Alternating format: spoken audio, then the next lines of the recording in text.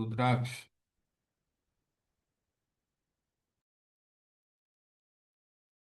आदित्य।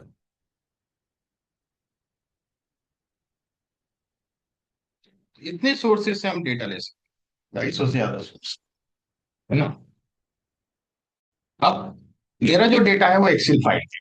तो data source मेरा Excel होगा, यहाँ से जा सकता हूँ, यहाँ से एक्सेल, क्योंकि माइक्रोसॉफ्ट के टूल में मल्टीपल जगह पे सेम ऑप्शन देता है, ये उसकी विशेषता है। यहाँ से भी जा सकता हूँ, तो कहीं से भी एक्सेल को मैं क्लिक करूँ। अब ये मैसी डेटा में उठा रहा हूँ। टूल आपके सहूलियत के लिए होते हैं, आपके काम को कॉम्प्लेक्स नहीं बनाते, ईज करने के लिए जो भी टूल्स। तो मल्टीपल, एक टास्क को मल्टीपल टूल्स कर सकते हैं, पर कौन सा टूल कितने इजी वे में करेगा वो हम जब सीखते हैं तब समझ में आता है कि ये चीज इस पे करना ज्यादा आसान है, तो हम वो पर्टिकुलर टूल चूज कर पाते हैं। अब यदि मैं का डेटा आपको देता हूँ, थोड़ा ध्यान से देखिएगा डेटा को।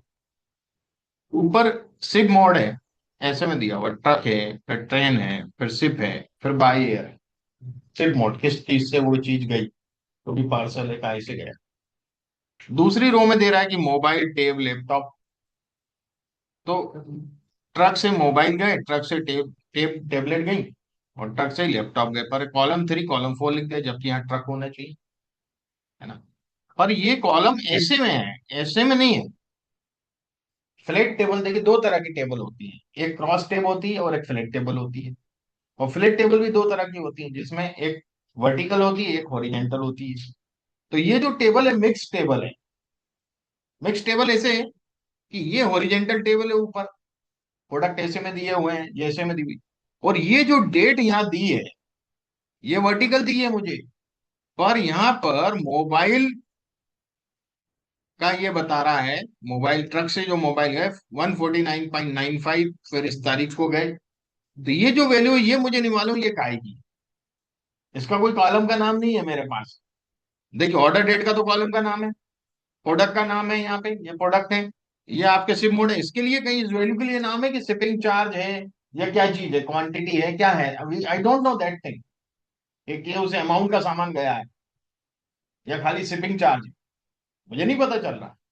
तो इस तरह की टेबल जहां वैल्यू हो पर कॉलम का नाम ना हो, उसका टाइटल ना हो, तो वो क्रॉस टेब कहलाता है। तो ये जो पोर्शन है ये क्रॉस टेब है,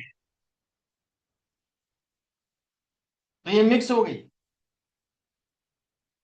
फ्लैट टेबल भी इसमें क्रॉस टेबल भी। तो पहले तो हमें इसको, इससे हम कुछ इंफॉर्मेशन निकाल सकते हैं, बताइए। इस तरह की टेबल आपको दे दूं और इसमें से मुझे इंफॉर्मेशन निकाल के बताओ कि निकाल सकते हो आप? संभव ही नहीं है। यदि इस टेबल को मैं इस फॉर्म में कंप्लीट कन्वर्ट कर लूं, अब निकाल सकते हो। अब ये फ्लैट टेबल बन गई पूरी वर्टिकल। अब आप जिस चीज की बोलोगे उस चीज की इंफॉर्मेशन निकाल दूंगा मैं इसमें। What it. तो मैं इस डर्टी टेबल को ट्रांसफॉर्म करूंगा इस फॉर्म में, अभी जो मैंने आपको दिखाई। और देखिएगा पावर बीआई कितने आसानी से करता है। कोई कोड नहीं लिख रहा हूं मैं, जबकि इसमें एम लैंग्वेज यूज होती है, पर इसमें टूल अपन जहां प्रेस करेंगे बटन को, वो अपने आप बैक एंड में एम लैंग्वेज लिखेगा, हमें नहीं लिखना है हाथ से। तो ये डायनेमिक है। एक्सेल के जितने भी टूल आते हैं रिबिन पे वो डायनेमिक नहीं होते कभी भी। फंक्शन और फार्मूले डायनेमिक होते हैं। आपने टूल कहीं पे यूज किया है एक्सेल में, पिछले बेस डेटा में आपने कुछ चेंज किया तो यहाँ चेंज नहीं होगा, पर इसके टूल भी डायनेमिक है। पावर बीआई की सबसे बड़ी डिफरेंस यही है एक्सेल और पावर बीआई, इसके टूल डायनेमिक है, उसके टूल डायनेमिक नहीं है। ठीक है। तो मैं ट्रांसफॉर्म पे ले जाऊंगा, लोड तो नहीं करूंगा, तीन ऑप्शन है, लोड, ट्रांसफॉर्म, कैंसिल। तो मैं ट्रांसफॉर्म करूंगा इस डेटा को, कौन से वाले को, डर्टी वाले को। मैं डर्टी आपको पहले दिखा देता हूँ, इस डेटा को मैं ट्रांसफॉर्म करूंगा। ये मुझे नेविगेटर पे लेके जाएगा, नेविगेटर पर तो थे ही हम लोग। ये मुझे पावर क्वेरी एडिटर पे लेके जाएगा। तो ये आ गया मेरा पावर क्वेरी एडिटर, दिख रहा है ऊपर अनटाइटल सबसे टॉप। अब यहाँ ये टेबल दिख रही है मुझे, इसको मैं थोड़ी देर के लिए हटा देता हूँ व्यू को। अब ये कॉलम है मेरा, ये क्या करता है, पावर बीआई थोड़ा सा तेज चलता है, खुद से एक दो काम कर देता है। तो मुझे भैया ये सिप मोड यहाँ नहीं चाहिए, सिप मोड मुझे यहाँ चाहिए फर्स्ट रो में। और इसने डेटा टाइप भी चेंज की, देखिए यहाँ तो टास्क इसने करी है वो यहाँ लिखी है, सोर्स से नेविगेशन से पल्ला है यहाँ डेटा, ठीक है। यहाँ पर इसने प्रमोटेड हेडर, हेडर को प्रमोट कर दिया, जो रो थी उसको हेडर बना दिया। फिर उसके बाद चेंज टाइप, उसके टाइप के अपने हिसाब से चेंज कर दी है। तो भैया मुझे ना इसकी जरूरत थी ना इस टास्क की जरूरत थी। तो अंडू इस तरह से होता है इसमें, जैसे कंट्रोल जे। अंडू के लिए आपको यहाँ जो साइन है क्रॉस का, अंडू कर। अब ये फर्स्ट रो में आ गया मोड, शिप मोड। यहाँ कॉलम वन कॉलम टू, ठीक है। अब मैं क्या करूंगा, ट्रांसफॉर्म पे जाऊंगा। चार ही टेब है इसमें, चार पांच tab. Home, transform, add column, view, tools, help. ज्यादा टेब नहीं है। यहाँ ऊपर ही ट्रांसपोज लिखा है। ट्रांसपोज का मतलब होता है रो को कॉलम में बदलना, कॉलम को रो में बदलना है। तो मैं इसको बोलूंगा भाई ट्रांसपोज कर दे। ट्रांसपोज कर दिया। शिप मोड ऐसे हो गए, प्रोडक्ट ऐसे आ गए, और ऑर्डर डेट जो ऐसे था वो ऐसे चला गया। दिख रहा है। अब मैं क्या करूंगा इसको, ये हेडर हो गए ना मेरे, हेडर को मैं फर्स्ट रो को हेडर बनाऊंगा। तो यही ऑप्शन दिया है, use first row as header. देखिए कोड ये लिख रहा है यहाँ अपने आप, दिख रहा है ऊपर, फॉर्मूला सेल। कोड खुद लिखता है, हमें नहीं लिखना पड़ता। टूल दबाते कोड लिख देता हूँ। नहीं तो ये कोड पहले हमें लिखना पड़ता था, अब उन्होंने इंटीग्रेट कर दिया उसको। तो बिल्कुल माउस क्लिक पे आ गई सब चीज हमारे पास। अब देखिए तो ऑर्डर डेट है, यदि एक साल का डेटा हो तो 365 कॉलम होंगे ये। हर डेट का एक कॉलम दे रहा है। हर कॉलम में एक वैल्यू होगी, एक यहाँ होगी, एक यहाँ होगी, आगे देखिए हर कॉलम में एक वैल्यू होगी कहीं ना कहीं।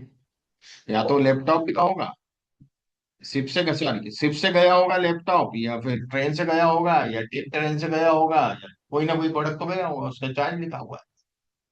तो अब मैं चाहता हूं कि ऑर्डर डेट की ये जितनी डेट है ये ऑर्डर डेट के नीचे आ जाए,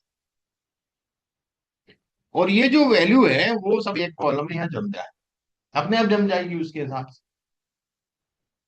तो एक टेबल का फॉर्मेट आ जाएगा मेरे पास। तो ये बात ध्यान रखिएगा, यहाँ ट्रक के नीचे क्या होना था, यहाँ ट्रक होना था, यहाँ भी ट्रक होना था, यहाँ ट्रेन होना था, यहाँ भी ट्रेन होना था, क्योंकि टेबलेट भी ट्रेन से गई, लैपटॉप भी ट्रेन से गया, ये वाला। Got it. ये बात ध्यान रखें। अब मुझे यहाँ से इन, यदि एक साल का डेटा 365 कॉलम है मेरे पास, 3 साल का हुआ तो 1000 कॉलम हो गए, मैं कहाँ सेलेक्ट करते बैठूंगा इतने। तो मुझे जिनको अनपिवोट नहीं करना है, ये पिवोट है, यहां से ये पिवोट है पूरा, जिसमें वैल्यू दी है उसके कॉलम का नाम नहीं दिया, that is called the pivot.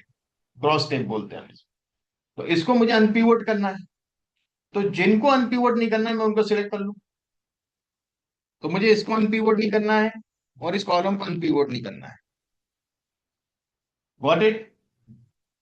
अब मैं यहाँ पे या तो राइट क्लिक कर सकता हूं, तो भी ऑप्शन मिलेगा, या यहाँ लिखा अनपिवोट कॉलम्स, ऊपर भी लिखा। मैं यहाँ पे क्लिक करता हूँ तो पहला है अनपिवोट कॉलम्स, तो भैया मुझे इन कॉलम को अनपिवोट करना नहीं जिनको मैंने सेलेक्ट किया। दूसरा ऑप्शन लिखा अनपिवोट अदर कॉलम्स, मतलब इनको छोड़ के बाकी के कॉलम अनपिवोट कर दे, तो यही तो चाहता हूं मैं, जिनको सिलेक्ट किया उनको अनपिवोट ना करे, इसके अलावा जितने कॉलम है सबको अनपिवोट कर दे। तो मैं ये वाला क्लिक किया, वे एट्रीब्यूट ये डेट आ गई, और ये आपका वैल्यू आ गई, और ये कॉलम वैसे ही रहा है। Does it make sense. अब इसमें भी मैं देखता हूं कि ये डेटा टाइप जो है ये एबीसी है, मतलब टेक्स्ट है ना, ये टेक्स्ट है, एबीसी सही है डेटा टाइप। यहाँ भी एबीसी है, डेटा टाइप सही है। यहाँ पर एबीसी है जबकि है डेट, ये क्या है, डेट है, तो डेटा टाइप क्या होना चाहिए, डेट होना चाहिए। तो मैं यदि यहाँ क्लिक करके इसको डेट में कन्वर्ट करता हूँ, तो देखिए क्या कर रहा है, एरर दे रहा है कहीं कहीं। अब मैं देखूंगा एरर क्यों दे रहा है, मैं एरर पे क्लिक कर दूंगा। तो यहाँ दे रहा है कि भाई 7/5/2013 _16 लिखा है। तो मुझे समझ में आया कि _16 जो लिखा है ना, इस कारण से डेट में कन्वर्ट नहीं हो पा रहा है। हर एक में तो अंडरस्कोर नहीं लिखा है, जिन जिन में लिखा है वही एरर दे रहा है, तो ये एरर है। तो मुझे इस डेट को अलग करना और अंडर स्कोर के बाद के 16 को अलग करना है, दो अलग कॉलम में कर दूंगा। जैसे ही ये डेट बिल्कुल सेपरेट हो जाएगी, अपने आप डेट में कन्वर्ट हो जाएगा। Got it? तो मैं इसको यहां से पहले अंडू करूंगा, चेंज टाइप भी अंडू करूंगा, ये आ गया वापस। और मैं क्या करूंगा, यहां पर इस कॉलम को सिलेक्ट करूंगा, इसको स्प्लिट करूंगा दो पार्ट। आप लोग टेक्स्ट टू कॉलम करते थे एक्सेल वाले जो लोग जानकार है, बाय डिलीमीटर। डिलीमीटर अंडरस्कोर है ही मेरे पास, जिसके द्वारा मैं अलग करूंगा दोनों। तो यहाँ कस्टम में मैं अंडर स्कोर लिख दूंगा, अंडर स्कोर से कॉलम को सेपरेट कर दे। तो अंडर स्कोर जो डिलीमीटर है उसको तो एक गायब ही कर देता है। डिलीमीटर के राइट साइड वाली वैल्यू एक अलग कॉलम में दे देगा, लेफ्ट साइड वाली वैल्यू वहीं रख। ठीक है, तो आप देखिए ना, ये अलग है। थोड़ा सा समझ लेंगे। ठीक है, अब देखिए कैलेंडर अपने आप बन गया है कि नहीं है। मैंने डेटा टाइप चेंज नहीं किया। अब वो पहचान गया कि ये डेट, अब डेट में कन्वर्ट कर दिया, मैन्युअली मुझे नहीं करना पड़ा। और ये 16 वगैरह यहाँ लिख दिए इसने, और जो अंडर स्कोर था वो तो गायब कर देता। अब ये कॉलम मेरे काम का नहीं है, राइट क्लिक किया, रिमूव, ये हट गया। अब इस कॉलम का नाम चेंज करना है, मुझे डेट लिखना है, शिपिंग डेट। मैंने यहाँ दो बार क्लिक किया, शिपिंग डेट। जैसे एक्सेल सीट में नीचे सीट का नाम नहीं लिखते हैं अपन, वैसे यहाँ पे करना दो बार, shipping date, sorry shipping date, सिर्फ डेट लिख देता। और ये वैल्यू को वैल्यू ही रहने दूं या सिर्फ चार्ज लिख, है ना, शिपिंग चार्ज।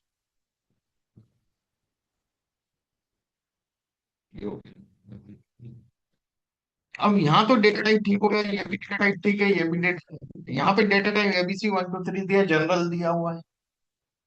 ये डेसिमल में है कि नहीं सब वैल्यू। तो डेटा टाइप क्या होना चाहिए, डेसिमल। तो मैं यहाँ क्लिक करूंगा, ये डेसिमल करते हैं, कोई एरर नहीं आई। यहाँ देखिए पूरी लाइन ग्रीन है, यहाँ पूरी लाइन ग्रीन है, यहाँ पूरी लाइन ग्रीन है, पर यहाँ पे आधी लाइन ग्रीन है आधी ब्लैक है। तो मैं देखना चाहूंगा क्या है। तो मैं जाऊंगा व्यू टेब पे और कॉलम की क्वालिटी चेक करूँ। ठीक है, ये देखिए वैलिड, इसमें 54% डेटा वैलिड है और 46% एम्प्टी है। हमें यहाँ तो एम्प्टी नहीं दिखा, नीचे है। ये 100% वैलिड है, ये 100% वैलिड है, ये 100% वैलिड। तो इस कॉलम में प्रॉब्लम है। व्हाट इफ, मैंने इस कॉलम को सिलेक्ट किया और यहाँ नीचे में जाती हूँ, तो यहाँ देखिएगा, यहाँ ट्रक होना चाहिए, टेबलेट ट्रक से गए ना। भाई मोबाइल का तो दे रहा है, जो अपने दो कॉलम खाली आ रहे थे ना, उससे इतने खाली कॉलम बन रहे हैं जब मैंने उसको एक्सपांड किया है। ऐसे ही आप देखेंगे ट्रेन के नीचे भी खाली है, ऐसे शिप के नीचे। तो मैं क्या चाहूंगा कि यहाँ जो नल आ रहा है ट्रक के नीचे, वहां ट्रक लिखा जाए। ट्रेन के नीचे यहाँ नल आ रहा है, वहां ट्रेन लिखा जाए, यही चाहूंगा ना। तो इसमें फिल का एक ऑप्शन है ट्रांसफॉर्म में, फिल। एक फिल डाउन है, फिल अप है। मुझे तो डाउन फिल करना है, ट्रक को क्या करना है, ट्रक के नीचे ही तो फिल करना है, जाना ले। तो डाउन वाला ऑप्शन चूज कर लूंगा मैं। जैसे ही इसको चूज करूंगा, आप देखिए 100% डेटा मेरा वैलिड हो गया। अब मेरा डेटा पूरा तैयार है एनालिसिस के लिए। जो ओएलटीपी डेटा था मेरा, ऑनलाइन ट्रांजेक्शनल प्रोसेस का डेटा था, उसको मैंने ओएलएपी में कन्वर्ट कर दिया, ऑनलाइन एनालिटिकल प्रोसेसिंग डेटा हो गया है। अब मैं इससे इंफॉर्मेशन ले सकता हूँ जैसी चाहूँ। अब इस डेटा को मैं लोड करूंगा। देखिए मैंने एक्सट्रैक्ट किया पहले एक्सेल शीट से, फिर इसको ट्रांसफॉर्म किया पावर क्वेरी एडिटर पे, और अब इसको लोड करूंगा पावर बीआई के वेयर हाउस। आप इसको कहीं भी लोड कर सकते हो, क्लाउड पे कर सकते हो, कहीं भी, वो अपन बाद में देखें। अभी तो मेरी सिस्टम में पावर बीआई के वेयर हाउस में डिफॉल्ट में अपन इसको लोड। होम पे गए, क्लोज एंड अप्लाई पे मैं क्लिक करूँ, पावर क्वेरी एडिटर को क्लोज भी कर देगा और पावर बीआई के अंदर वो डेटा को ट्रांसफर कर देगा, लोड कर देगा। ठीक है, थोड़ा सा समय लेगा।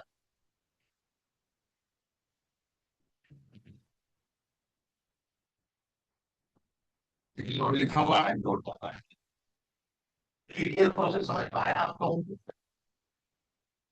है ना। ETL is very very important, कि आपको एक्सट्रैक्ट करके आना चाहिए डेटा। आपके केस में भी हो सकता है, कल को बोल रहे हैं यार स्टोर से ले लो, क्लाउड से ले लो, तो आपको एक्सट्रैक्ट करते आना चाहिए। दो चीज जरूरी है, ऑपरेटर लगा के सिलेक्ट करके आप वो डेटा को एक्सट्रैक्ट कर पाओ। ये सब चीजें की अपन डिटेल में सीखने वाले कि किस तरह का सोर्स है, तो कैसे, है ना। तो आपको आता है वो चीज एक्सट्रैक्ट करके।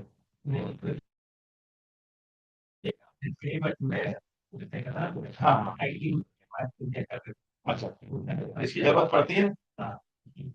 आइए आइए, बहुत लेट हो गए। आ जाओ, इधर आ जाओ। थोड़ी थोड़ी आगे कर लो यार, तुम लोग आज तक क्लियर गलत लगा दी लगता है। ये तो कल की एक पे सब बैठ जाएंगे। आ जाओ,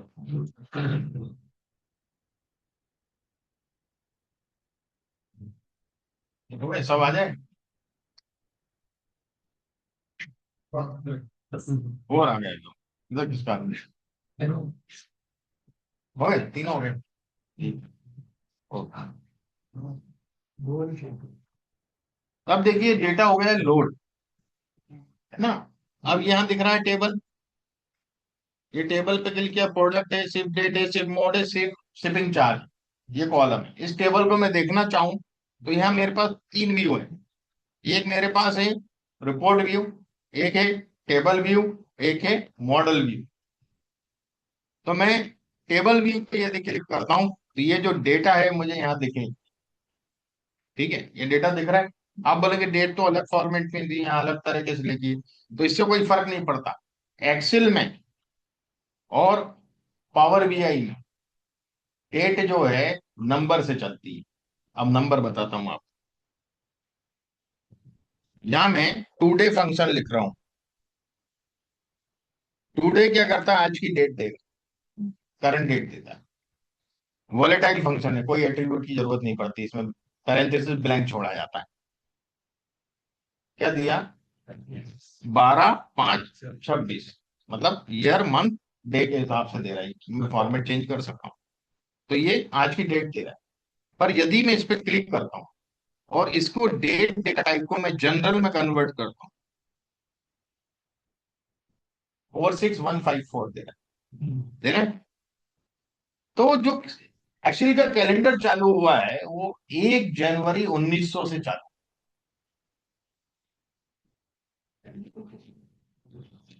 1 जनवरी 1900 को पहला दिन वन कहलाएगा वो।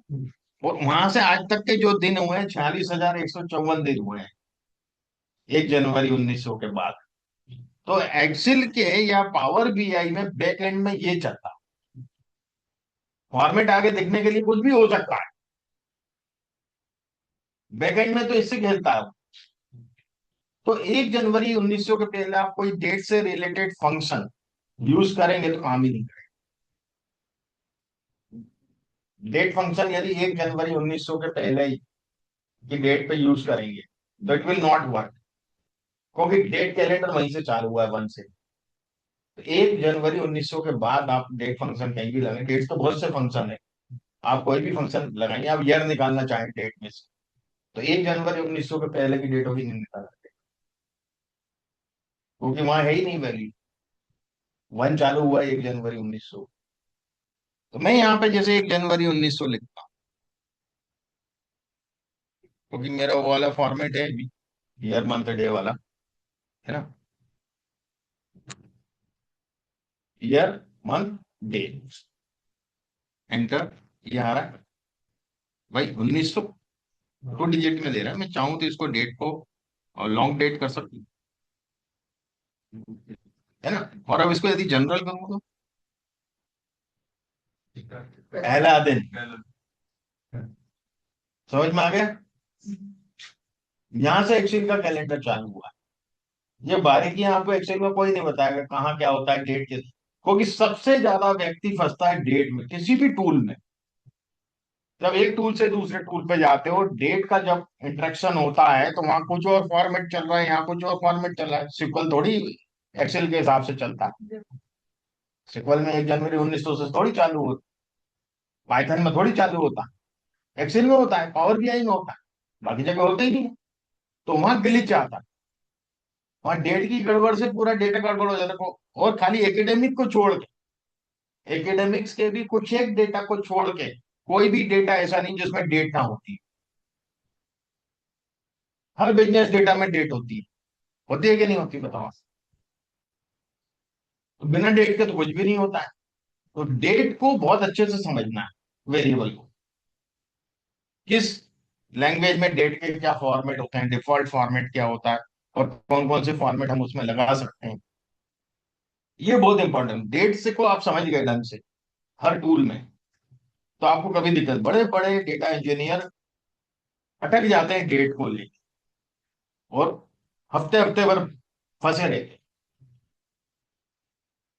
मेरे पास एक प्रॉब्लम आया था, अभी मैं जिंदल ग्रुप में राजस्थान में गया था, और पावर हाउस है जो जेएसडब्ल्यू वालों का, और कोल माइंस, तो वहां के एम्प्लॉय को ट्रेनिंग में देने गया। तो उनके पास एक टाइम आता था, फ्रेम ये डिफरेंस आता था शिफ्ट का। तो कहने साहब ये डिफरेंस में जो टाइम आता है, डिफरेंस का निकल के, और उसको हमें किसी चीज से मल्टीप्लाई करना रहता है, तो वो डेसिमल में तो होता नहीं है। वो टाइम ऐसा आता है जैसे कि, मान लो मैं एक सिंपल टाइम लिखता हूँ।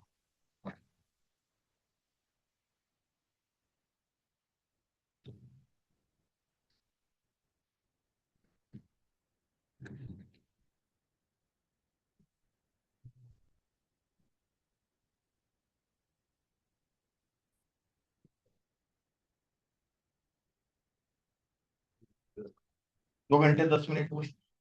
अब मान लो यहाँ कोई रुपीस में है, या किसी भी और कोई भी चीज हो सकती होगी, तो मुझे 78 से मल्टीप्लाई है।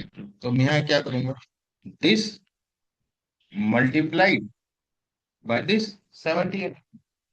अब क्या करेगा ये, 1 दे रहा है, ये तो वैल्यू दे नहीं रहा मुझे। उनने चेट जीपीटी कर लिया, और उस डिपार्टमेंट में 5 7 एम्प्लॉय सब परेशान उस चीज से। सबको उस पर काम करना रहता था, बड़े चेट जीपीटी ने बड़ी बड़ी चीजें बताई, उन्होंने उससे करके रखा था। जब मैं गया, बोले सर इसका कोई ऑप्शन बता। बोले ठीक है, तो बता दे। मैंने क्या है, एक्सेल पढ़ा है, टूल्स, टूल मतलब इसी के अंदर एक्सेल में ऑप्शन होता है, देखो, ये मुझे बताना नहीं चाहिए आपको। मैं यहाँ से पढ़ता था, क्रिएट करके, यहाँ पूरा एक्सेल दिया हुआ है ना। मैंने इससे पढ़ा, मुझे 6 महीने लगे एक्सेल सीखने में। मैं किसी और से सीखता था, 2 महीने में सीख जाता मैक्सिमम। पर मुझे कॉर्पोरेट ट्रेनर के रूप में सीखना था, कि मुझे पूरा सेट पता होना चाहिए, सामने वाला तो थोड़ी बहुत चीजें बता के छोड़ देगा मुझे। मुझे मालूम था एक्सेल जो है वो 24 टाइम को 24 के फ्रैक्शन में लेता है।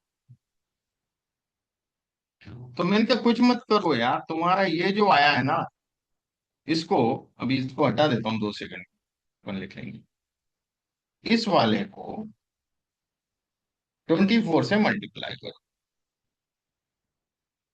क्योंकि 24 के फ्रैक्शन में चलता है।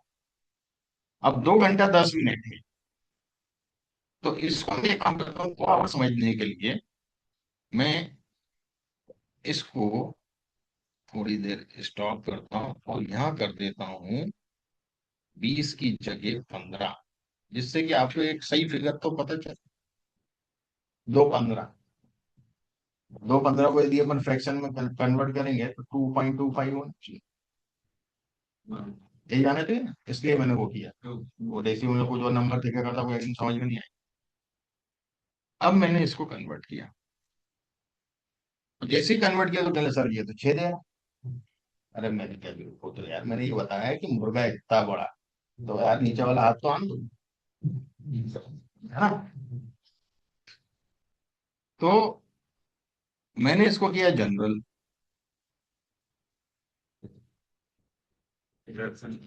हो गया। अब इसको किसी से भी मल्टीप्लाई कर दो,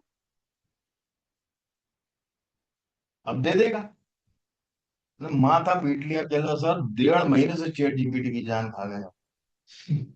साला इतना सा आसान सा तरीका नहीं बताया उसने,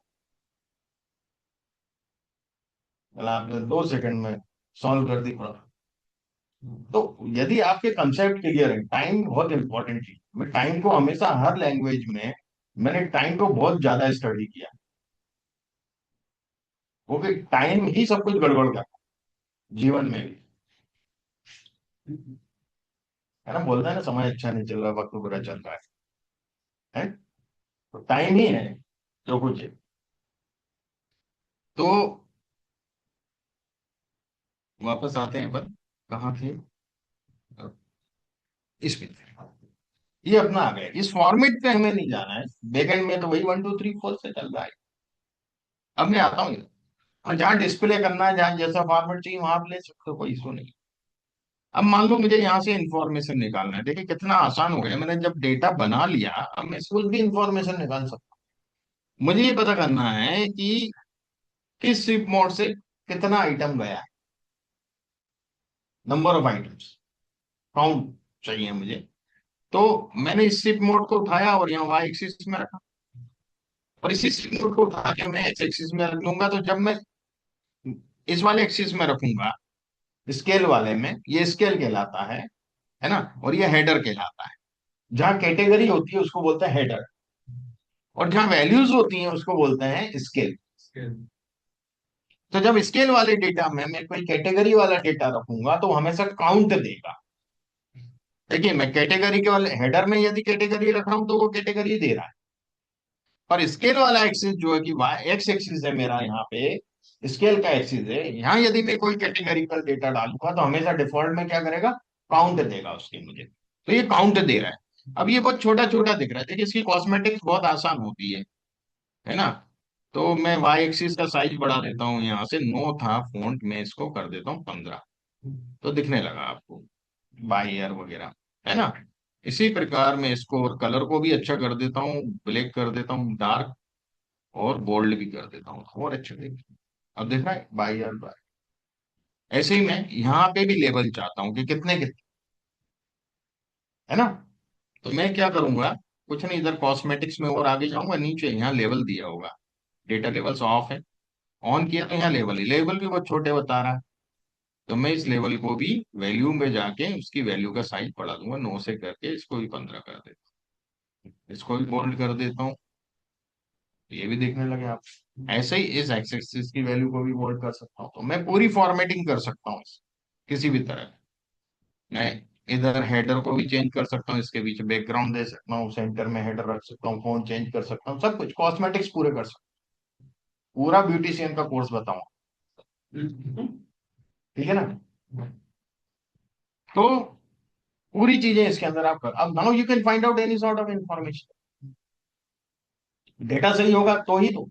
अब एक बात करी थी मैंने, डेटा मॉडल। जब डेटा आप लोड कर देते हो फिर आप डेटा का मॉडल बनाते हो, क्योंकि यहाँ अपने पास एक ही टेबल है। तो यहाँ कोई मॉडल नहीं बना रहे, एक ही टेबल है। तो डेटा मॉडल अलग तरह के होते हैं, एक स्टार स्कीमा होता है, एक स्नोफ्लेक होता है, गैलेक्सी। तो वो तीनों मॉडल अपन समझेंगे कैसे बनते हैं, कैसे टेबल होती है, कैसे बनाया जाता है ना।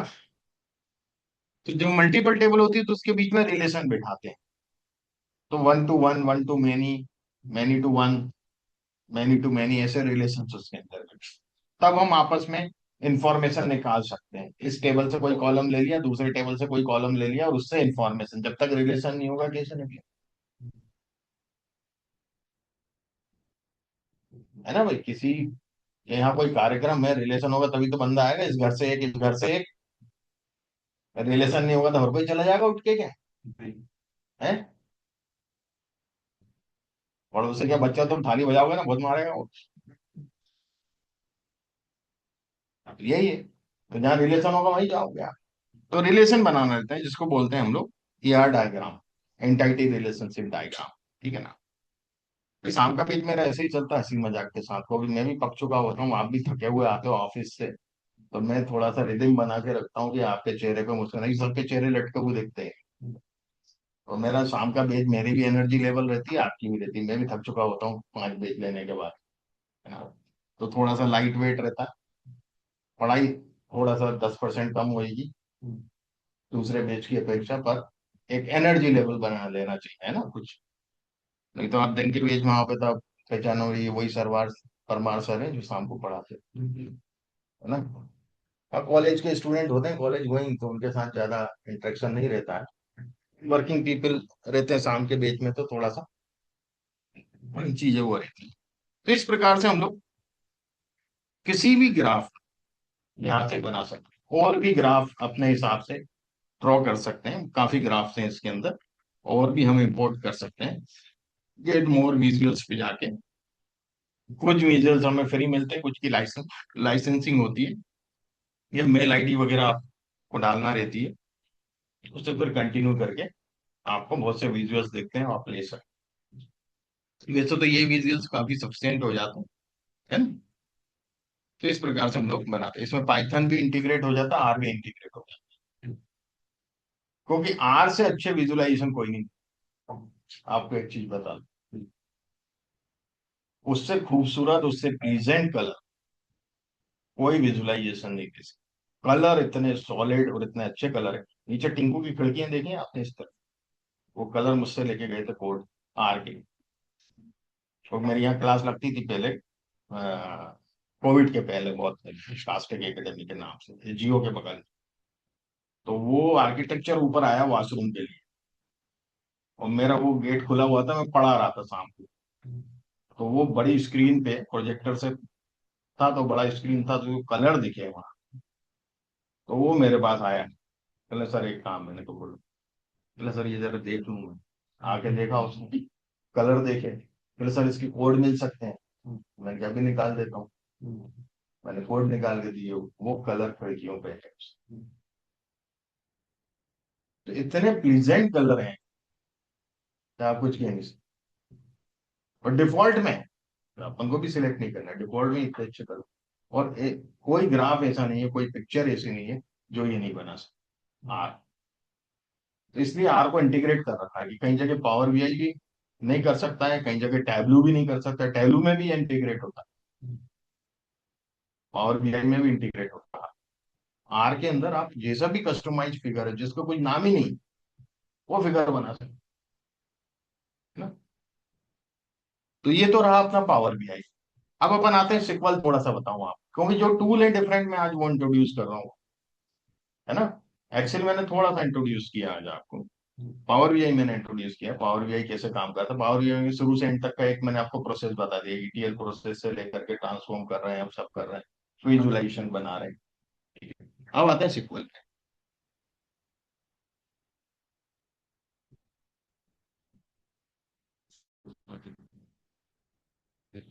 इसको भी हटा ही देता हूँ, इसकी जरूरत नहीं है।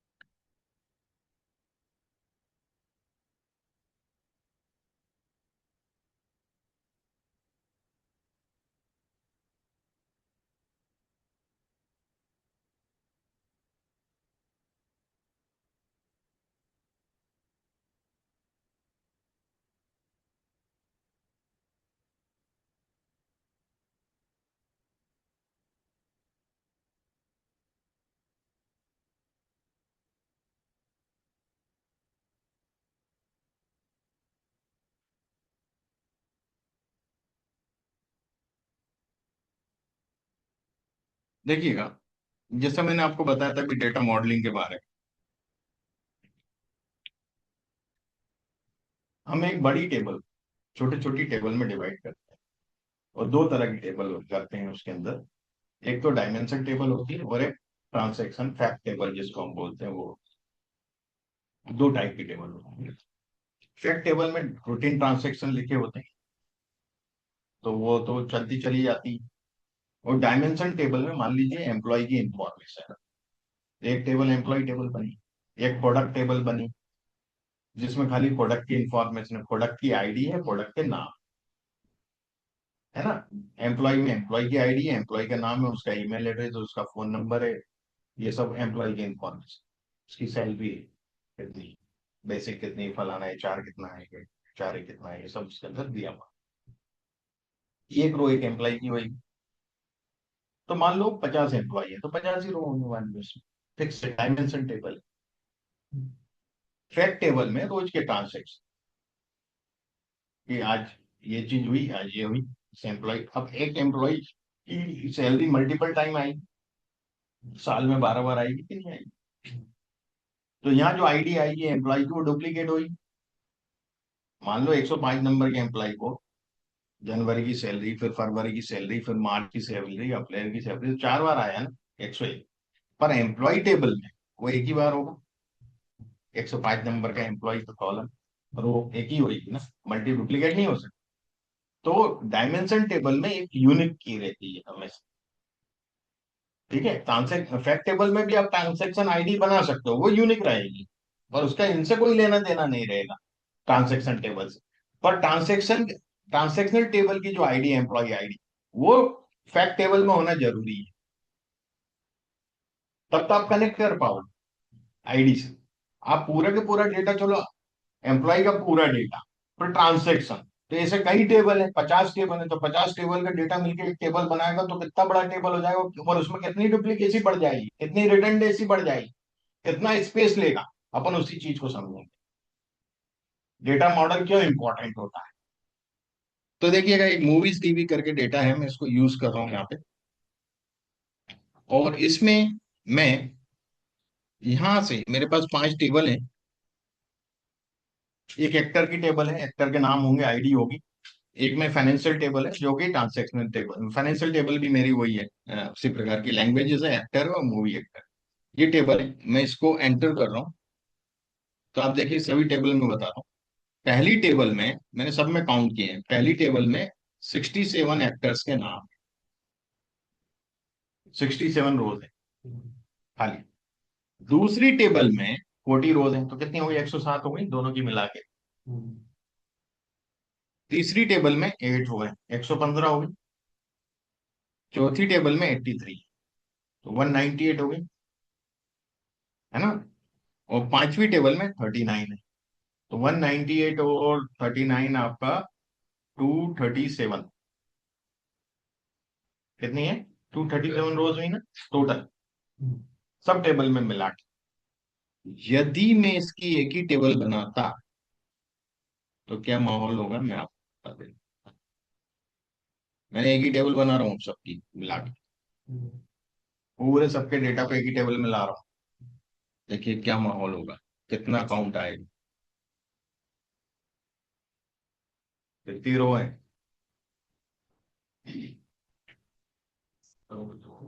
कहाँ, 237 रोज में पूरा डेटा मैंने समेट लिया था, और कहाँ अरबों में आ गई। ये कितना आया, ये 100, 10,000, 4 लाख, 69, 6 करोड़ 94 लाख, 6 करोड़। आप सोचिए कितना स्पेस लेगा ये तो बहुत छोटा सा डेटा था।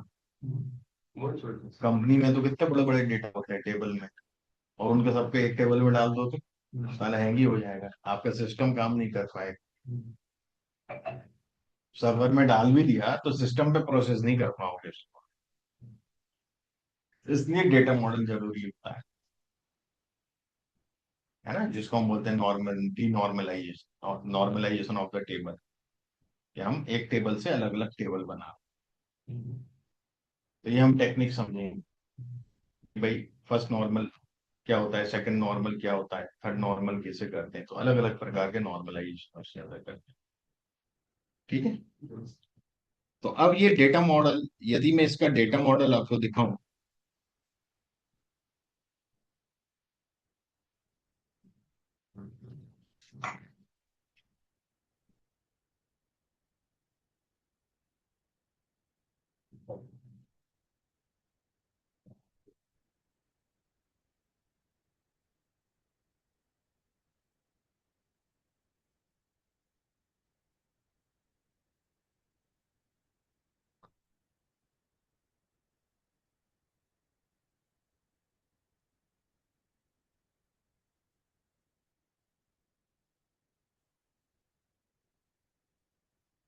लैंग्वेज टेबल या फाइनेंशियल टेबल अलग ही रखी है, अभी इसमें इसका रिलेशन नहीं बताया है।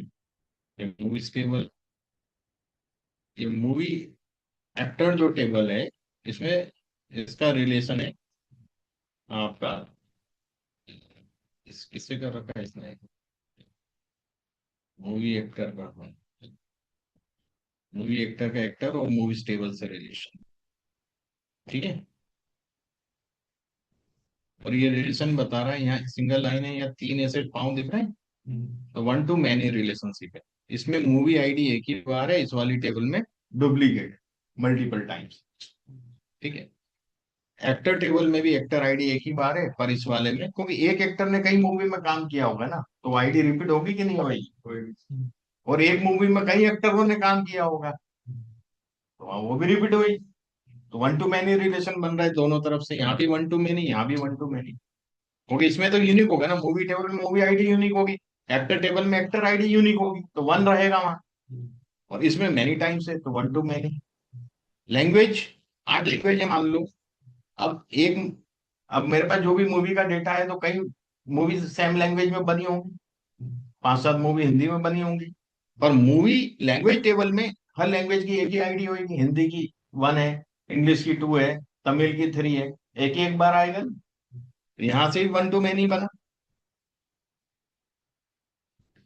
और ये फाइनेंशियल टेबल जो है, इसका रिलेशन मैंने जानबूझ के स्क्रिप्ट में नहीं लिखा था, तो यहाँ नहीं देगा है। अब मुझे इसका बनाना पड़ेगा। तो जो फाइनेंशियल रिकॉर्ड है हर मूवी का, एक ही बार होगा ना इसमें।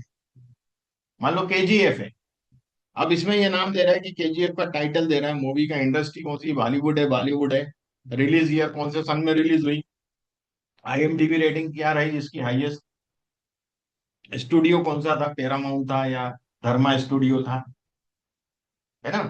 और इसके बाद लैंग्वेज कौन सी थी, तो लैंग्वेज की आईडी दी उन्होंने 1 2 3 4 5। ठीक है।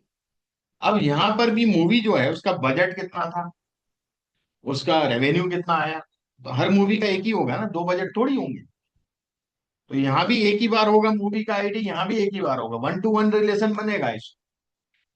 डुप्लीकेट तो हो नहीं सकता, एक मूवी के दो दो बजट नहीं हो सकते ना। तो 1 to 1 बनेगा। तो ये थोड़ा सा हमें डोमेन का थॉट प्रोसेस देना पड़ती है जब भी मॉडलिंग करते हैं, धीरे धीरे आ जाता है प्रैक्टिस से, एक्सपीरियंस। अब देखिएगा, मैं इसमें रिलेशन दिखाता हूँ आप। 1 to 1 यहाँ दिया हुआ है कि यहाँ मैनी टू वन दिया है, सब तरह के रिलेशन दिए, जब अपन डिटेल में पढ़ेंगे मैं बताऊंगा आपको।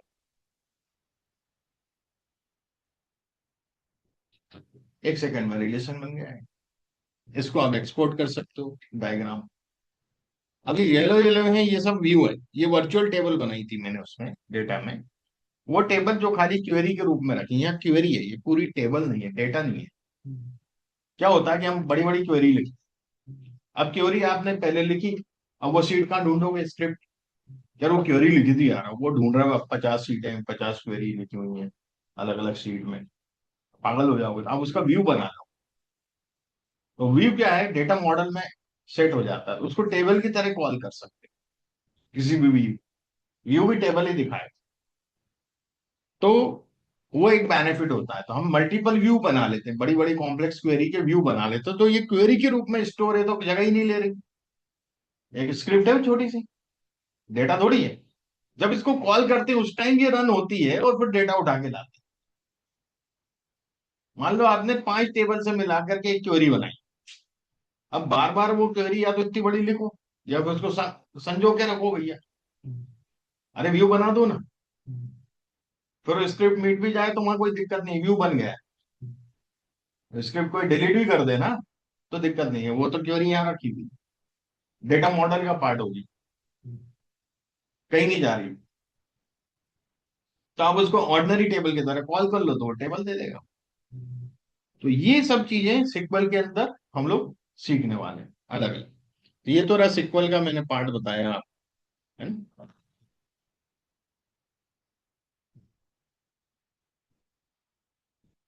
अब एक टूल आता है टैबलू, यार प्रोग्रामिंग देखे थे, जाना है क्या।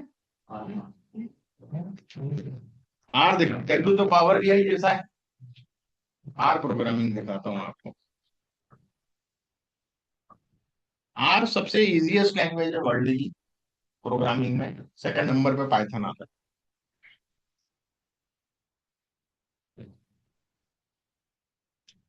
है। आर का आईडी बहुत अच्छा है, आर स्टूडियो का।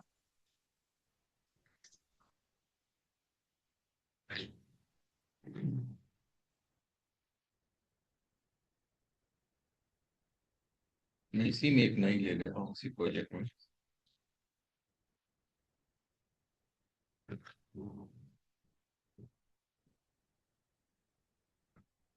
देखिए इसमें ग्लोबल एनवायरनमेंट, इसमें चार विंडो देता है। चार विंडो है मेरे पास। पहली विंडो में स्क्रिप्ट रहती है। दूसरी विंडो में आपका कंसोल होता है, जहाँ आपका आउटपुट दिखता है। ये विंडो ग्लोबल एनवायरनमेंट में होती है। जिस चीज को मैंने जो असाइन किया है, जिस भी ऑब्जेक्ट, उसका सब डिटेल बताता है मुझे, है ना। तो अभी पुराना बहुत कुछ लिखा हुआ है इसमें, तो मैं इसको डिलीट कर देता हूँ यहाँ से। एनवायरनमेंट अब खाली है। जब तक ये यहाँ है तो रैम पे, और जब आर बंद करती है तो ये स्टोर हो जाता है, और जब आर ओपन करते हो वापस रैम पे ले आता है वो। तो ये जितनी भी चीज रहती है आपकी रैम पे ले रहती है ना। और उसमें नहीं रहती है स्टोर, मेमोरी में नहीं रहती। मतलब ये रैंडम मेमोरी होती है, उसमें रहती है। ठीक है। जब आप इसको सेव करते हो बंद करती वक्त, तो वो परमानेंट उसके अंदर सेव हो जाती है, पर जैसे ही ओपन करते हैं हम इसको तो वापस रैम पे आती है। ठीक है। सबसे बड़ा बेनिफिट इसका यही है कि आपका स्टोरेज खराब नहीं करती। यहाँ पूरा इसका वर्जन वगैरह लिखा हुआ आता है पहले, तो इसको भी मैं ब्लैंक कर देता हूँ। अब ये चार विंडो है, इसलिए ये बहुत अच्छी लैंग्वेज लगती है मुझे। अब मान लो मुझे कोई एक एक्स को वैल्यू देना है 5। एक्स वेरिएबल है जिसको हम ऑब्जेक्ट बोलते हैं। एक्स, सॉरी मैं नीचे दे दिया, इसको ऊपर ही देता हूँ। X equal to 5। स्पेस देना जरूरी नहीं है, सुंदरता के लिए दिया जाता है ना, नहीं तो चिपका चिपका लिखे। तो कंट्रोल एंटर, या यहाँ पे रन लिखा है। तो जैसे ही मैं देखिए इसको रन करूंगा, ये बताएगा ग्लोबल एनवायरनमेंट में डाल दिया उसने रैम पे, एक्स की वैल्यू 5। पाइथन नहीं करता है। पाइथन डालता ग्लोबल एनवायरनमेंट में है, पर वो आपको शो नहीं करेगा कहीं कि ये वैल्यू ये है। यहाँ आपको बगल में ही वेरिएबल दिख रहा है कि हाँ एक्स ये है। वाई इक्वल टू 7, ये भी मैंने रन कर दिया। अब देखिए ऑपरेशन कितना इजी है। एक्स प्लस वाई, नीचे 12 दे रहे, एक्स इंटू वाई 35। कोई भी ऑपरेशन आप लिखो, फटाफट आउटपुट दे तो चले जाएगा। ठीक है। अब इसमें जो आप स्क्रिप्ट लिख रहे हो ये रियल टाइम सेव हो रही है। यदि मेरा सिस्टम क्रैश हो जाए तो जहां तक लिखा वहां तक बिल्कुल सेव रहेगा, बिना कंट्रोल कंट्रोल एज जमाने की जरूरत ही नहीं। नेक्स्ट टाइम ओपन करूंगा यहीं से ओपन होगी। सबसे बड़ी चीज इसकी ये, रियल टाइम सेव करता है स्क्रिप्ट। तो आपको कोई डर नहीं रहता कि यार मैं कंट्रोल एज का बटन दबाऊं बार बार। कुछ भी होगा वो सेव रहेगा। ठीक है ना। सबसे बड़ी विशेषता ये है।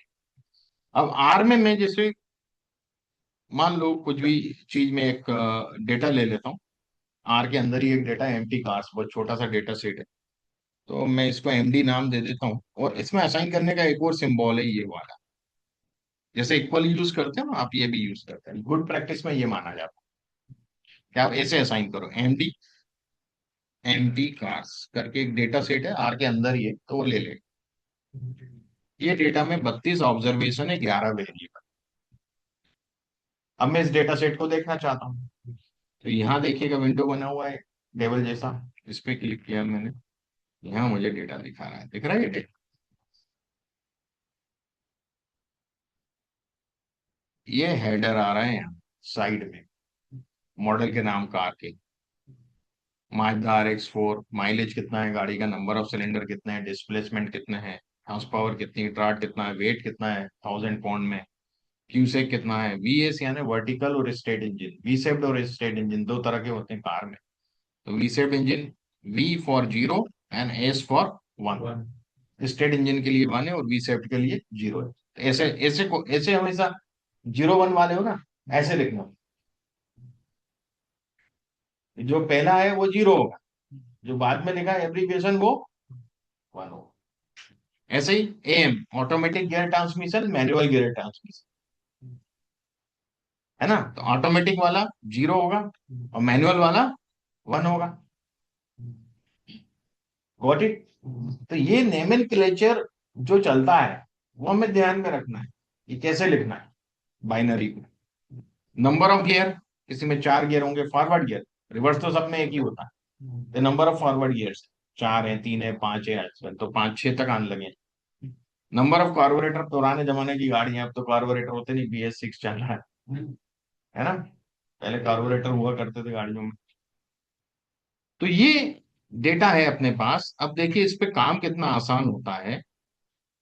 मुझे मीन निकालना है एवरेज का, माइलेज का, माइल्स पर गैलन। तो मैंने मीन लिखा और MD मेरा डेटा का नाम है। डेटा सेट का नाम क्या रखा है, डेटा फ्रेम का MD रखा है। और जैसे ही डॉलर लगाऊंगा, कॉलम के नाम दे रहा है। अब मेरे को माइलेज का चाहिए, मैंने टेप दबा दी, माइलेज सेलेक्ट हो गया है 20.09 एवरेज माइलेज ओवरऑल। अब मैं ये चाहता हूं कि यार मुझे ओवरऑल नहीं चाहिए, मुझे ये पता करना ऑटोमेटिक वालों का कितना एवरेज आता है, एवरेज माइलेज कितना है, और मैनुअल का एवरेज माइलेज कितना है गियर ट्रांसमिशन की। दो कैटेगरी स्प्लिट कर। दूसरी लैंग्वेज में आप ग्रुप बाय करेंगे, ये करेंगे वो करेंगे, बहुत टाइम लगता है, तो पिवट टेबल बनाओगे आप एक्सेल में, उससे भी निकल जाएगा। तो यहाँ पर भी बहुत आसान है, टी अप्लाई करके फंक्शन है, अप्लाई फैमिली के बहुत से फंक्शन है।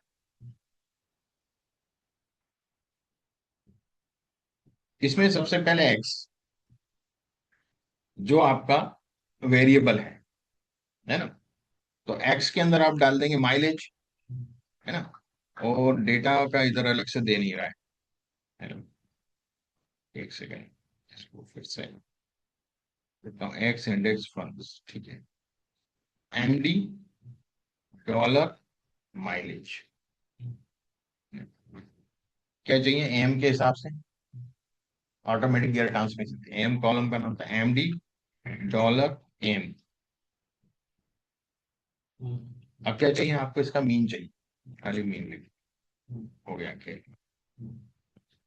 टी अप्लाई कर, जीरो यानी ऑटोमेटिक। ऑटोमेटिक का एवरेज 17.14 माइल्स पर गैलन है, और मैनुअल का 24.39 है। तो आपको सबको मालूम है, जो ऑटोमेटिक गियर वाली गाड़ी है वो कम एवरेज देती है, मैनुअल गियर वाली ज्यादा देती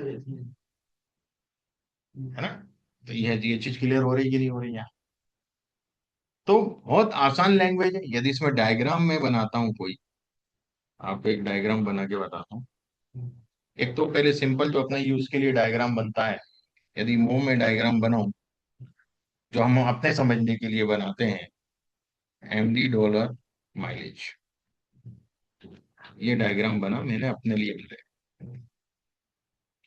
10 से 15 का जो माइलेज है वो 6 गाड़ियों का है।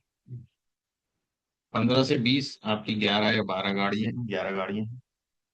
20 से 25 माइलेज वाली आपकी 8 गाड़ियां हैं।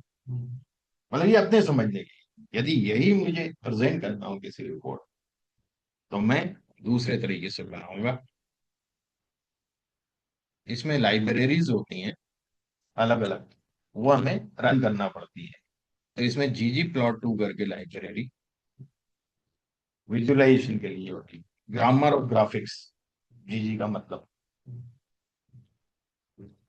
और अब मैं इसके अंदर सबसे पहले इसका प्लेटफॉर्म बनाऊंगा ggplot करके, जिसमें एस्थेटिक दूंगा। ये मैं आपको बाद में बताऊंगा क्या क्या चीजें होती हैं, क्यों दी जाती हैं, बहुत सिंपल चीजें हैं।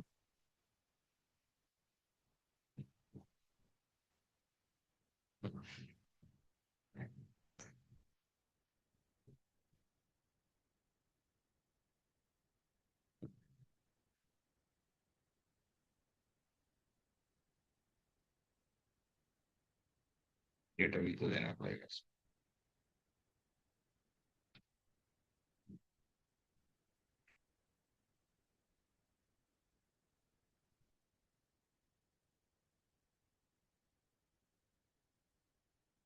थोड़ा सा अपनी ज्यादा नहीं हुआ।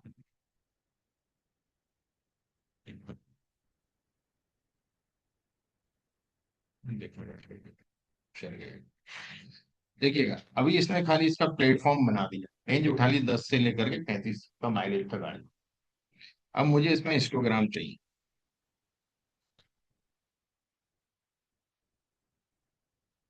ज्योमेट्री बोलते हैं हम इसको।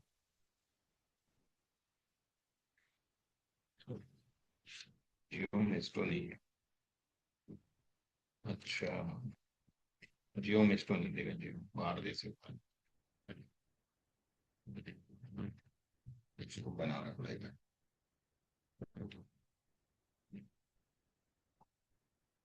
ये बार डायग्राम दे रहा है, हिस्टोग्राम नहीं दे रहा है। हिस्टोग्राम मतलब ना डाल सिर्फ उसके अंदर सिर्फ एस्थेटिक डालना पड़ेगी।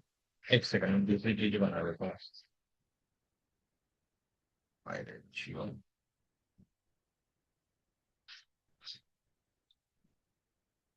पॉइंट पॉइंट दे रहा है, एक सेकंड।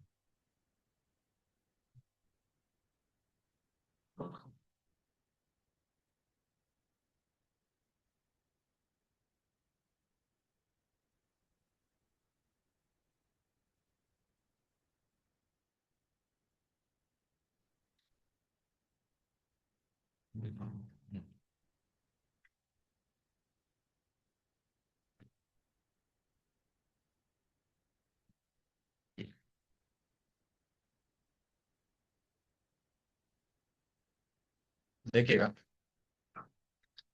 मैं एनपी कार्स का डेटा ले रहा हूँ और इसमें वेट डाल रहा हूँ एक्स एक्सिस पे और माइलेज डाल रहा हूँ वाई एक्सिस। दोनों वेरिएबल न्यूमरिक है। भाई आपका वेट भी नंबर में है और ये भी उसमें। और आर की एक विशेषता, यदि आपने किसी स्टेट पे कोई लाइब्रेरी लिखी है और लाइब्रेरी आपके आर में इंस्टॉल नहीं है, तो ये सब येलो कलर में था ना, वैसा आ जाएगा। और वहीं पे इंस्टॉल का ऑप्शन दिया होगा, आप जैसे ही उस पर क्लिक करोगे वो इंस्टॉल हो जाएगी। आर में एआई आज से नहीं, पहले से फिट कर रखा है। वो स्क्रिप्ट पहले ही पढ़ लेता है, आपने स्क्रिप्ट यहाँ खोली उसने पढ़ ली और उसने ढूंढ लिया लाइब्रेरी कौन सी है और कौन से इनके पास है कौन सी नहीं है, वो ढूंढ के वहां ऑप्शन दे दे। अब मैं क्या कर रहा हूँ कि पॉइंट एक स्कैटर प्लॉट बनाऊंगा।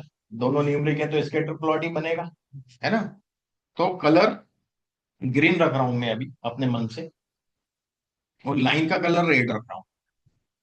ठीक है, मैं एक और आर की विशेषता, मुझे जितना कोड चलाना है ना उतना ही चलाऊं। मैं अभी इतना ही चलाना चाहता हूँ, तो इतना ही चले। मतलब आपको पूरा, दूसरी लैंग्वेज में पाइथन में क्या होता है, पूरी सेल चलती है। इसमें देखिएगा उतना ही कोड। तो जैसे जैसे वेट बढ़ रहा है, माइलेज कम हो रहा है कि नहीं हो रहा है। गाड़ी का वजन बढ़ेगा तो माइलेज कम होगा कि नहीं होगा। तो दे रहा है ना ये ग्राफ, यही चीज है। इसको थोड़ा बड़ा कर। अब मैंने इसके अंदर लाइन भी डाल दी और लाइन को रेड कलर दे दिया मैंने।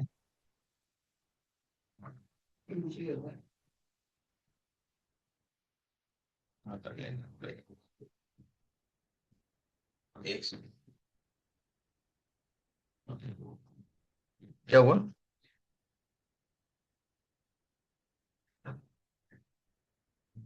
लाइन बन गई।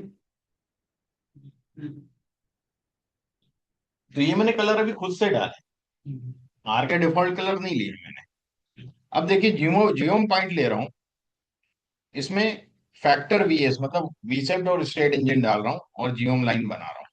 अब मैंने इसको कलर अपने हिसाब से नहीं डाले, ये खुद ले एस्थेटिक में डाल दिया मैंने। देखिए खुद ने कलर लिए, अपने हिसाब से चूज करें, है ना। और भी मैं इसके अंदर बताता हूँ आपको प्लॉट्स।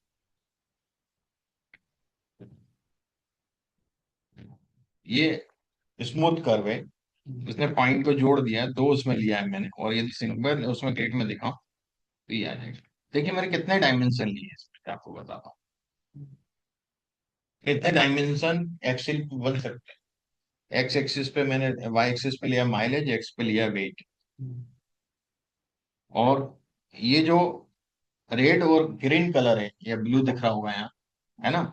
तो रेड और ब्लू जो है, मेरे इसमें ग्रीन है, यहाँ कलर चेंज हो जाता है। ठीक है, तो रेड वाला जो है वी सेट इंजन के लिए है, ब्लू वाला स्टेट इंजन के लिए।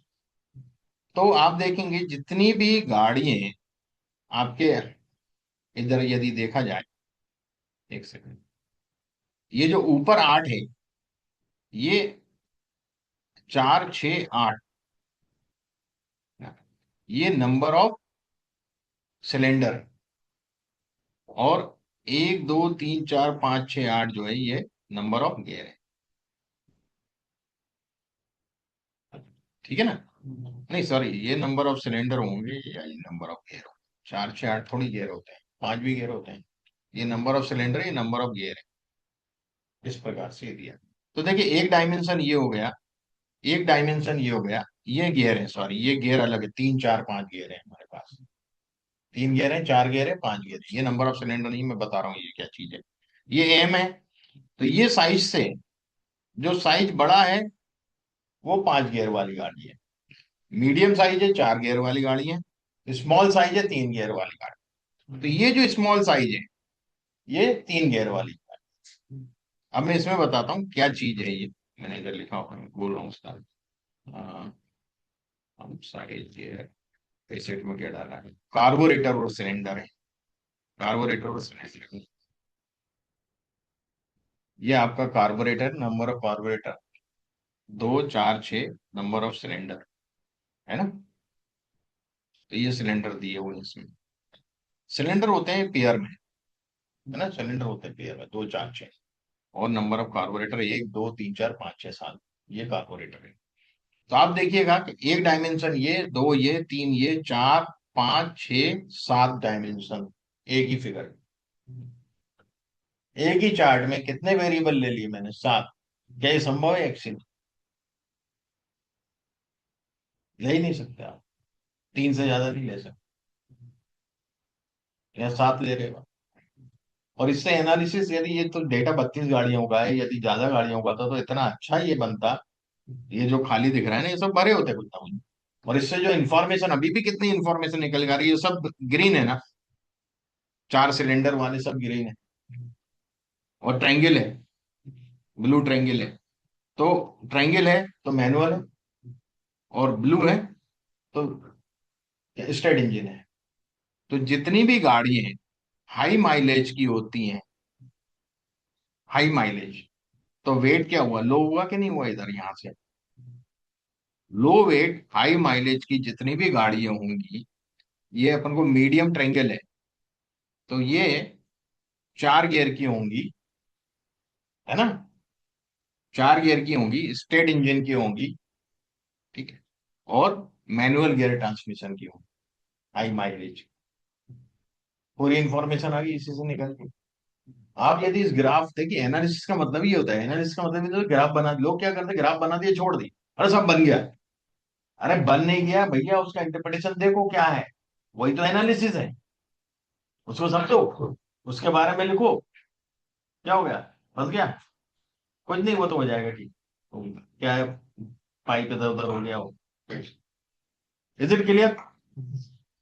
तो ऐसे हमें चीजें पता चलती हैं। यहाँ पे देखिए पूरे सर्किल है।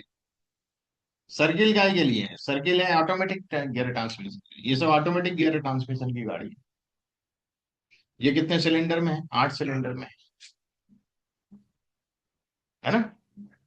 8 सिलेंडर की गाड़ी है। और इनका वेट ज्यादा है सबका। भाई इसके इस तरफ है ना, इसकी इधर होती है तो वेट कम होता है। ऐसे ऐसे बढ़ रहा है वेट।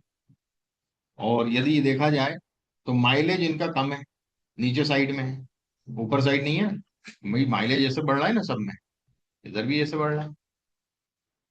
तो आप यदि इसको समझने की कोशिश करोगे ना, यदि आपने इस तरह के ही चार्ट को फैसेट चार्ट से यदि इंटरप्रिटेशन कर लिया, तो आप कोई भी इंटरप्रिटेशन कर सकते। क्योंकि हम 60 डायमेंशन को ध्यान में रख के इंटरप्रिटेशन कर रहे हैं। एआई पे नहीं छोड़ रहा है हमें। यही ग्राफ में एआई को दे दूं, वो भी इंटरप्रिटेशन लिख देगा। पर हमें नहीं, हमें खुद का दिमाग चला, हम क्या इंटरप्रिटेशन निकाल रहे हैं। समझ में आया? तो इस तरह से कलर वगैरह ये काफी खूबसूरत कलर देता है। दे रहा है ना? बड़ा ब्यूटीफुल कलर खुद ही दे देता है।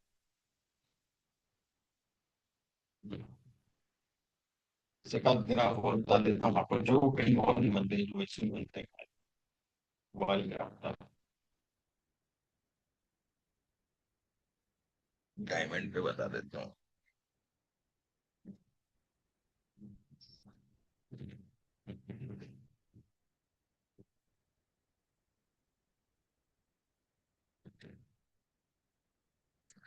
ये तो पाई चार्ट है, सिंपल। अब देखिए, ये भी पाई चार्ट है,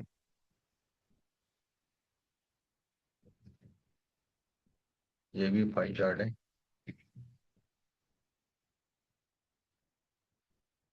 चलिए,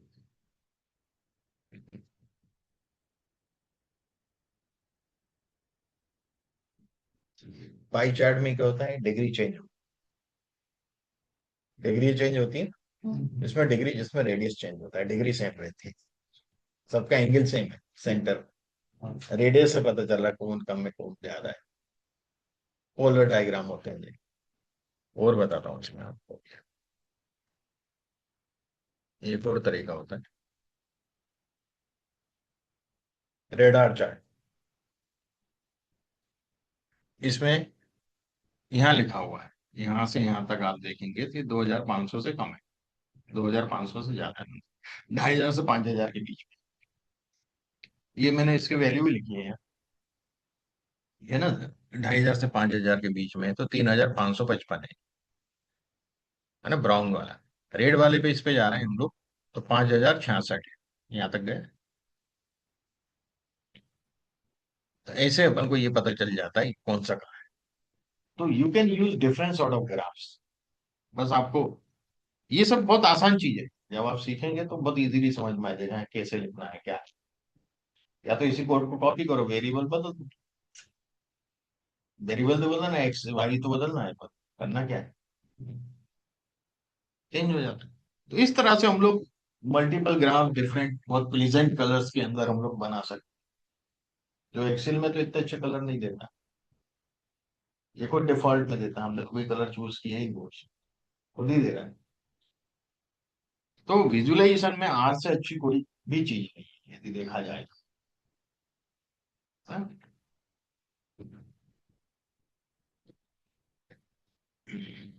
तो ये आज अपन ने कुछ एक टूल देखे, पाइथन तो कल थोड़ी बहुत इंट्रोड्यूस कर दी थी मैंने।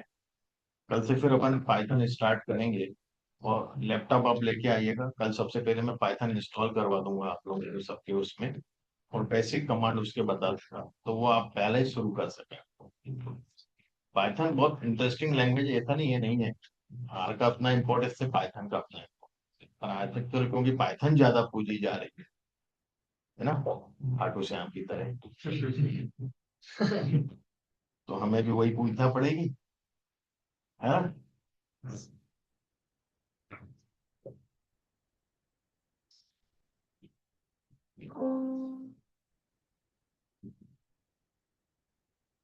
ये तो अभी मैंने टूल दिखा है, एनालिसिस आगे अपन काफी कुछ सीखेंगे, क्योंकि इसके पीछे की स्टेटिस्टिक्स सीखना मेन जरूरी है।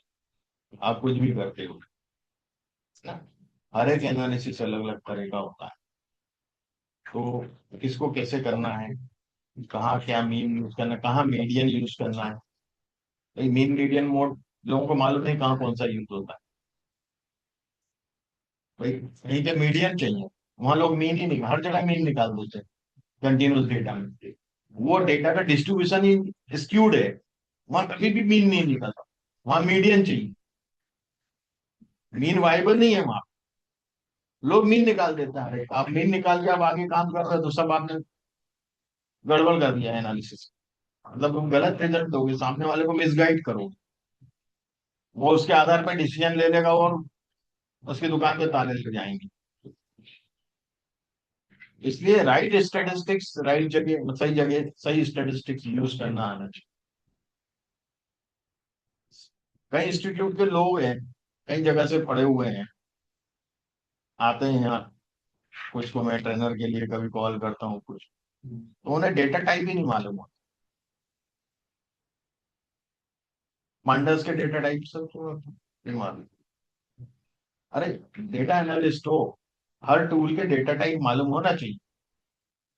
एक्सेल के पूरे डेटा टाइप आप जैसे क्लिक करते हो दिखते हैं, वही जनरल है, लॉन्ग डेट है, शॉर्ट डेट है, सब डेटा टाइप आपको देख के याद करना, मैं थोड़ी रटवाऊं। पाइथन के डेटा टाइप जैसे कल बताए थे, लिस्ट होता है, टपल होता है, डिक्शनरी डिक्शनरी होता है, फिर आपका सेट होता है ना, ये सब हमें मालूम होना चाहिए। पांडास के अलग होते हैं, नंपाई के अलग होता है, एनडी अरे होता है। तो हर एक के डेटा टाइप मालूम होंगे तब तो डेटा से खेलोगे ना। हाँ, डेटा एनालिस्ट हो तो डेटा टाइप, डेटा साइंटिस्ट हो तो डेटा टाइप। बिना डेटा टाइप के तो आप कुछ भी नहीं कर सकते। और वही नहीं मालूम रहते लोग। और इस को फलाने कोडेक्स से पढ़ा है, फलाने से पढ़ा है। अच्छा पढ़ के आए, ये बता दो। और वहीं फेल हो जाते हैं। मैंने कहा क्या पढ़ा तुम, 1 लाख रुपए फीस दे के आए हो, क्या पढ़े।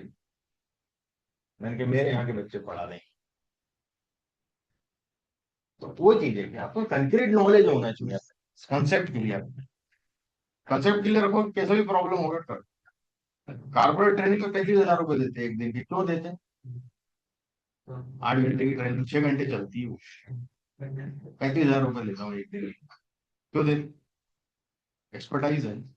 कुछ भी सारा क्वेश्चन आएगा तो छक्का ही मारूंगा मैं, विकेट पे तो जाएगी नहीं एक भी बॉल उनकी।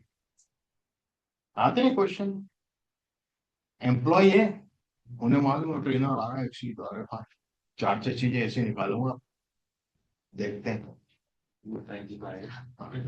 लेके आते हैं भैया ढूंढ ढूंढ के, एक नहीं पड़ने देता विकेट। सब पे सिक, जहाँ ऐसी बॉल आई ना तो फिर तो स्टेडियम के बाहर ही पहुंच जाता हूँ मैं कि ये लो, ये चीज है। तो इसलिए पैसा दे भाई, उतना हमने हमने कितना सेक्रीफाइस किया है। लोगों को लगता है यार सर ने यो ही कर लेते हैं, हमने कितना पढ़ा होगा इसके पीछे, कितनी पोथियां पढ़ी हैं। मेरी बेच में एक बंदी है, सी इज मैरिड, और मैं प्रेडिक्टिव मॉडलिंग पढ़ा रहा था उसमें। हम लोग प्रेडिक्टिव मॉडलिंग में दो चीजें होती है, एक पी वैल्यू से हटाते हैं वेरिएबल, और फिर वीआईएफ से हटाते हैं। तो मैंने उसको बोला कि हमें पी वैल्यू से हटाना है, और बाद में जब पी वैल्यू से हट जाए उसका वीआईएफ चेक करके फिर देखो जिसका वीआईएफ ज्यादा हो, उसके उससे हटाना है।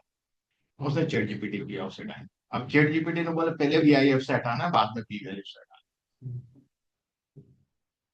मैंने जो बोला था उसका उल्टा। अब साहब मैं उठ के जान लगा तो मुझे दिखाती है सर चैट जीपीटी तो ये बोल रहा है। तो मैंने कहा उसको लिखो प्रेडिक्टिव एनालिसिस की बात कर रहे हैं।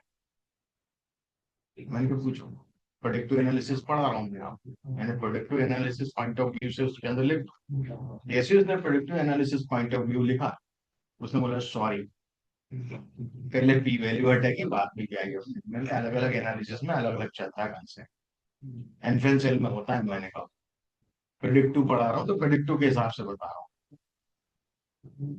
तो चैट जीपीटी से भी पूछने का तरीका मालूम, आपको नॉलेज होगा तब तो सही चीज पूछोगे ना आप। आपने अधूरा क्वेश्चन लिखा तो उसने जवाब दे दिया, तो रिलेशनेट करता है वो झूठ बोलता है, वो झूठा है एक नंबर का। वही चीज मालूम नहीं, वो घुमा देगा आपको क्या। बेटे है ना सर। हाँ, तो वही चीज है कि हमने पोथियां पढ़ी। मैं उसको वही बोला, बेटा मैंने पोथियों से पढ़ा, मैंने ये नहीं वीडियो नहीं देखे। पिछले दिवाली पे 2 बोरे किताब बेची है। 2 बोरे क्या होते हैं बड़े बड़े। तो वाइफ परेशान हो जाती है मेरी किताबों से, पहले जब देखो तब सोतन आती है मेरी। मंगवा लेता हूँ किताब, पढ़ता हूँ, ये ढेरों इकट्ठी हो जाती है। पिछले दिवाली में पूरी बिकवा दी। मैंने कहा यार कब बिकवा दी, मैं कोचिंग पहुंचा देता। 2 बार किताब बेची। डीएससी की 3 वॉल्यूम थे, पाइथन की कितनी किताबें थी उसमें, आर की थी, सब। मैं तुम्हें क्या जरूरत है किताब, सब तो दिमाग में तुम्हारे।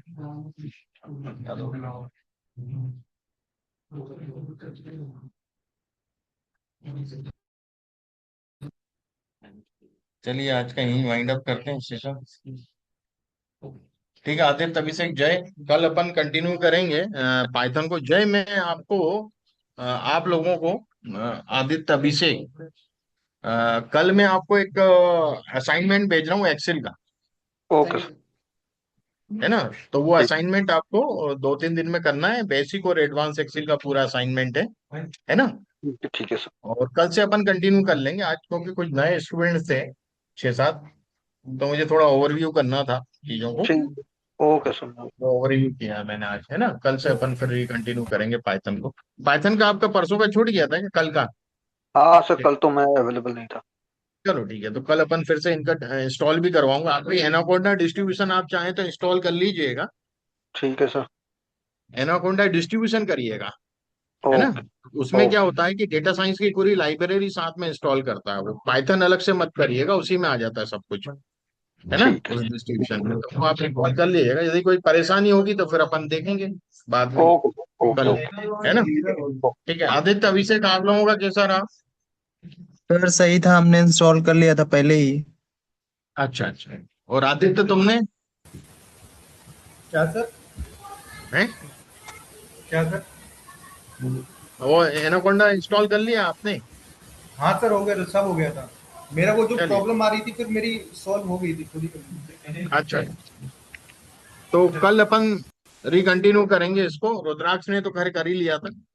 हाँ ठीक है। सर, कल कर लिया था। ओके।